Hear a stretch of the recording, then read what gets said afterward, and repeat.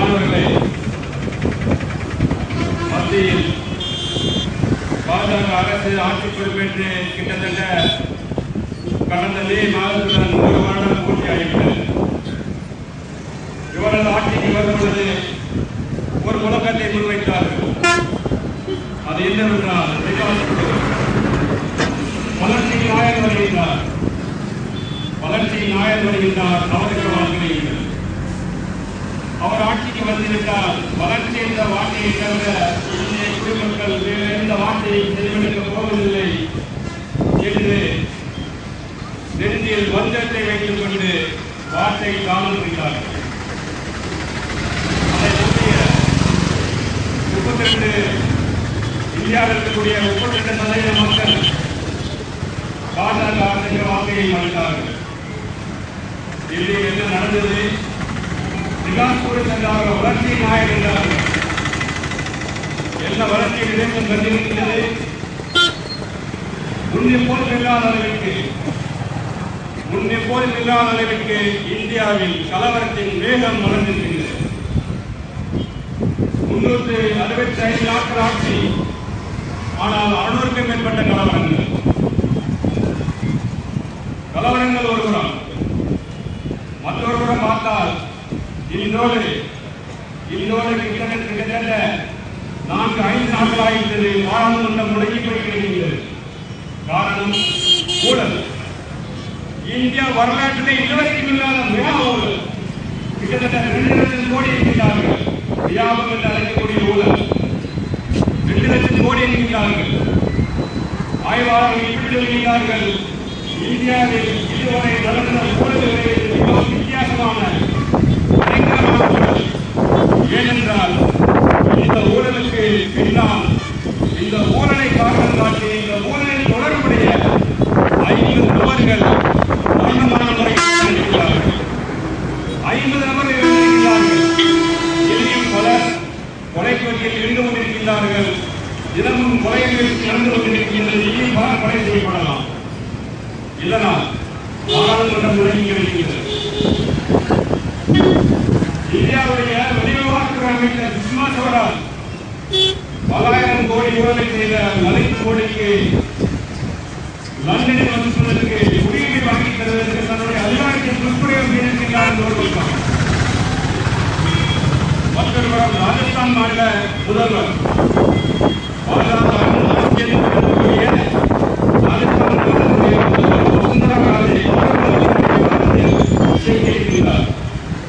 இப்படியாக ஊழலான ஆட்சி என்று இவர்கள் சொன்ன அந்த மாயை மறைந்து இன்று இவர்கள் செய்த மெகா ஊழலை விளைவாக பாராளுமன்றம் 1 வார காலமாக முன்னேறி கிடைக்கின்றது.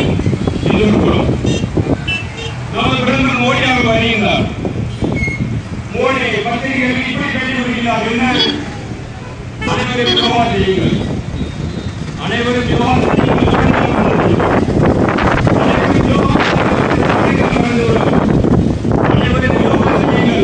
ஏழ்மை போய்விடும், அனைவரும் யோகா செய்யுங்கள் என்று படம் காட்டி வருகின்றார். இந்த படத்தை முற்காலவாகினால் என்னை கேட்டால் இந்திய மக்கள் நாம் நம்பிக்கொண்டிருக்கின்றோம்.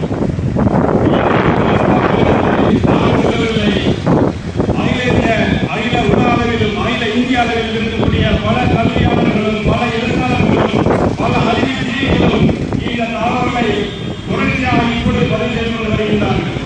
ஏன் இந்திய மக்கள் முட்டாள்கள், இந்திய மக்கள் முட்டாள்கள் அல்லது கற்பனை வளம் வாய்ந்தவர்கள் என்பதற்கு ஒரே உதாரணம் நரேந்திர மோடியை இவர்கள் பிரதமராக தேர்ந்தெடுத்தவர்கள் ஒன்றுமே என்று இங்கு சொல்லக்கூடிய ஒரு அவலமான நிலைக்கு இந்த இந்திய தேசம் தள்ளப்பட்டிருக்கிறது.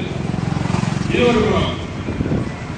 இப்படியாக ஒருபுறம் 4 பேரையும் பொழுது மண்டபமான கலவரங்கள், ஒரு வருடத்தில் 600 கலவரங்கள், மெகா ஊழல், 2 லட்சம் கோடி ஊழல். அந்த ஊழலில் தொடர்புடைய ஊழலாக கொலை செய்யப்பட்டு இதுவரை 50 பேர் கொலை செய்யப்பட்டிருக்கிறார்கள். இன்னொருபுறம் பாராளுமன்றம் முடங்கி இந்தியாவுடைய பொருளாதாரம் நாசமாகிக் கொண்டிருக்கிறது. இவை அனைத்திற்கும் மத்தியில் இவையெல்லாம் இருக்கும் பொழுது பாராளுமன்றத்தில் இருக்கக்கூடிய பிஜேபி எம்பிக்களோ நாலு மேலையும் பொழுது வண்ணமாக விஷ கருத்துக்களை பரப்பி வருகிறார்கள். எனக்கு முன்னே பேசிய சோசியலாக்கி பாட்டியார் தலைவர் கோடி காட்டிய போதும் முன்னாள் மத்திய அமைச்சர் தற்போதைய ஆட்சியாளர் கோடி காட்டிய போதும் இவர்கள் லட்ச கருத்துக்களை பரப்ப தொடங்கியது 1925 முதல் என்றாலும் இப்பொழுதுதான் அந்த கருத்துக்களுக்கு வேலைப்படுத்துகிறது. அந்த கருத்துக்களுக்கு அழுத்தம் கொடுக்க தொடங்கி இருக்கிறார்கள். அதற்கு செயல் வடிவம் கொடுத்துக் கொண்டிருக்கிறார்கள். அதே செயல் வடிவத்தை நாம் மகாராஷ்டிராவில் பார்த்துக் கொண்டிருக்கிறோம், ஹரியானாவில் பார்த்துக் கொண்டிருக்கிறோம், டெல்லியில் பார்த்துக் கொண்டிருக்கிறோம். இப்பொழுது தமிழகத்திலும் பிரதிபலிப்புகள் தென்படக்கூடியிருக்கிறது. தினசரி நிகழ்வுகளை பல கலாச்சார மாற்றத்திற்கு இவர்கள் தொடர்ந்து முயற்சி வருகிறார்கள். ஒரு வாய்க்கையோடு அலுவடுவது கிடையாது. ஒரு சிறிய பைக் ஆக்சிடென்ட் ஆகிவிட்டாலும் சரி, அல்லது யாருக்காவது காய்ச்சல் வந்துவிட்டாலும் சரி, அல்லது கடையில் ஏதாவது வியாபாரத்தில் நஷ்டம் ஏற்பட்டிருந்தாலும் சரி, உடனடியாக இவர்கள் கோடியான தகவலை வழங்கிடுவார்கள். இதற்கு காரணம் இஸ்லாமியர்கள். இதற்கு காரணம் இஸ்லாமியர்கள். இஸ்லாமிய தீவிரவாதம். நாம் ஒன்று கூடி இவர்களை இல்லாமலாக்க வேண்டும். பார்த்தீர்களா, ஆம்பூர் கலவரம். ஆம்பூர் கலவரத்தில் இதற்கு முன்பு இந்தியாவிலே இல்லாத அளவிற்கு பேருந்துகளை அழைத்து வருகிறார்கள். நம்முடைய சகோதரி ஒரு இந்து சகோதரி அவர்கள் பயன்படுத்திய வார்த்தை, நம்முடைய இந்த சகோதரியை நடத்தி கொண்டு சென்று விட்டார்கள். அது இந்த சகோதரியை கற்பழித்தார்கள். அது இந்த சகோதரியை விட்டார்கள். அந்த இந்த சகோதரியை கண்டன் கண்டமாக வெட்டி ஆற்றில் போட்டு விட்டார்கள். அந்த இந்த சகோதரியை இல்ல இந்துக்களை ஒன்றுபடுங்கள் என்று கூப்பல் வைத்தார்கள். வாட்ஸ்அப்பிலும் எஸ்எம்எஸிலும் பேஸ்புக்கிலும் இணையதளங்களிலும் இவர்களுடைய இந்த வெறுப்பு பிரச்சாரம், போலியான பிரச்சாரம் வளர்ந்து கொண்டே இருக்கிறது. நாட்கள் தமிழக காவல்துறை இந்த வகையில் பாராட்டே ஆக வேண்டும். குறிப்பிட்ட சில நாட்களுக்குள்ளாக அந்த குறிப்பிட்ட பெண்ணான பவித்ரா என்ற அந்த இளம் பெண்ணை தமிழக காவல்துறை கைது செய்ததற்கு பிறகு இந்த நச்சு கருத்துக்களையும் மத துவேஷ கருத்துக்களையும் சமூக நல்லிணக்கத்தை சீர்குலைக்கும் வகையில் இவர்கள் பரப்பிய அந்த கருத்துக்கள் காணாமல் போய்விட்டது.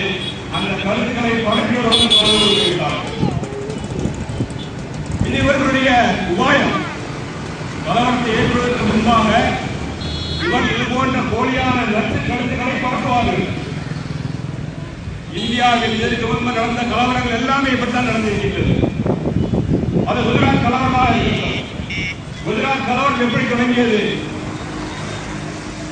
அந்த கலவரம் ஒரு ட்ரெயின் பற்றி தீர்க்கப்படுகின்றது. கோத்ரா எக்ஸ்பிரஸில் கோத்ராவில் அந்த தீவைப்பு தனிக்கதை அதை சேர்ந்த அவர்கள் வாசித்தவர்கள் தனியாக பல ஆய்வு கமிஷன்கள் அதை அறிவித்து போயிருக்கிறது.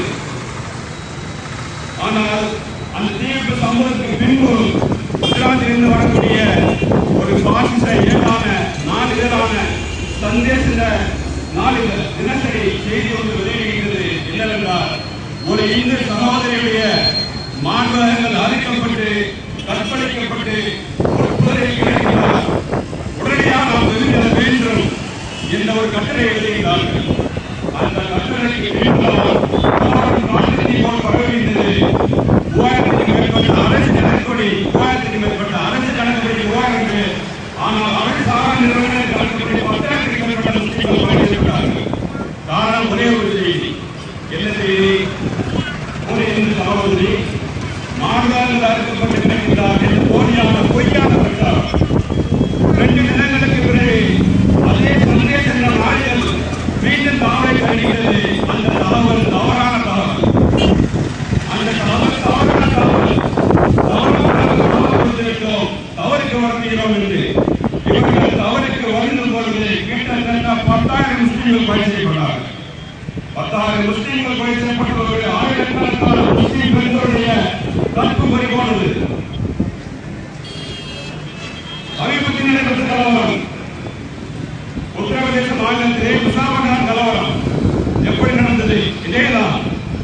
நம்முடைய சகோதரி கற்பழிக்கப்பட்டு விட்டார், நம்முடைய சகோதரிகளை கடத்தி கொண்டு விட்டார்கள் என்று இதே போன்று சொல்லிக் கொண்டே போகலாம். அது அஸ்ஸாமாக இருக்கட்டும் அல்லது மகாராஷ்டிராவாக இருக்கட்டும், எந்த மாநிலங்கள் இந்த வன்முறையை கலவரத்தை ஏற்படுத்த வேண்டும் என்றால் இது போன்ற போலியான பிரச்சாரங்களை முதலில் செய்வார்கள். அந்த பிரச்சாரங்களுக்கு ஆதரவாக போலியான கருத்துக்களை, நச்சு கருத்துக்களை, துவேஷ கருத்துக்களை பரப்புவார்கள். அதை தொடர்ந்து கலவரங்கள் நடக்கும். கலவரத்திற்கு பின்பும் பல்லாயிரக்கணக்கான முஸ்லிம்கள் கொலை செய்வார்கள். பல்லாயிரக்கணக்கான கோடிகளான பொருளாதாரம் சேதப்படுத்தப்படும். இலங்கையில் அந்த தகவல் போலியான தகவல் என்று பதிவு செய்யப்படும். இதுதான் இந்தியாவில் சட்டப்பரிவார சக்தியை செய்து கொண்டிருக்கக்கூடிய வரலாறு இருந்தார். அதே வரலாற்றை தான் இவர்கள் தமிழகத்தில் செய்ததற்கு அனைத்து முயற்சிகளை செய்தார்கள். ஆனால் காங்கிரஸ் ஃப்ரண்ட் ஆஃப் இந்தியா ஆரம்பத்தில் இவர்களுடைய முகத்தை இடித்து காட்டியது. இனி நாங்கள் தொடர்ந்து பேசிக் கொண்டிருக்கிறோம். அவர்கள் வட இந்திய மாநிலங்களில் செய்து கொண்டிருந்தார்கள். இனி வட இந்திய மாநிலங்களில் இதுபோன்ற நிகழ்வுகள் நடக்காது. ஏனென்றால் காங்கிரஸ் ஃப்ரண்ட் ஆஃப் இந்தியா அங்கும் தன்னுடைய பணிகளை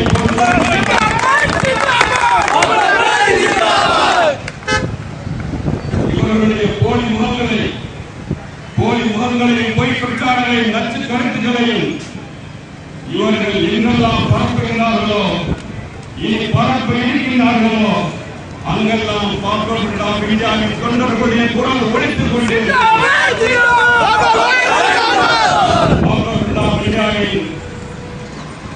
இந்த பாசிஸ்டுகளுக்கு எதிரான குரல் ஏதோ முஸ்லிம்களுக்கு சாதகமானது, முஸ்லிம்களை பாதுகாப்பு செய்து கொண்டிருக்கிறார்கள் என்ற தவறான முடிவுக்கு பொதுமக்களிடையே வந்துவிடக்கூடாது. எனக்கு முன்னால் ஓடித்து காட்டியது போன்று இது பாதுகாப்பு செய்யக்கூடிய ஆர்ப்பாட்டமோ பேச்சியோ அல்ல. மாறாக இது ஒட்டுமொத்த தேசத்திற்கும், தேசத்தில் இருக்கக்கூடிய ஒவ்வொரு குடிமகனும் அமைதியான வாழ்க்கையை வாழ வேண்டும் என்ற அடிப்படையில் செய்யக்கூடிய பேச்சாகும். காமராஜரை கொலை செய்ய முயன்றார்கள். காமராஜரை கொலை செய்ய முயன்றார்கள். பாராளுமன்றத்திலே முதலில் வெளிவந்திருக்கிறே காமராஜரை கொலை செய்ய முயன்ற இந்த காவி கும்பல் இன்று காமராஜருக்கு பிறந்தநாள் கொண்டாடி கொண்டிருக்கிறார்கள். என்ன விரோதம்? ஜனங்களே, நாம் ஏமாந்து வரக்கூடாது. நாம் ஏமாந்து வரக்கூடாது. ஏமாற்றுவதில் வல்லவர்கள் இவர்கள். ஏமாற்றுவதில் வல்லவர்கள் இவர்கள். எப்படி ஏமாற்றினார்கள்?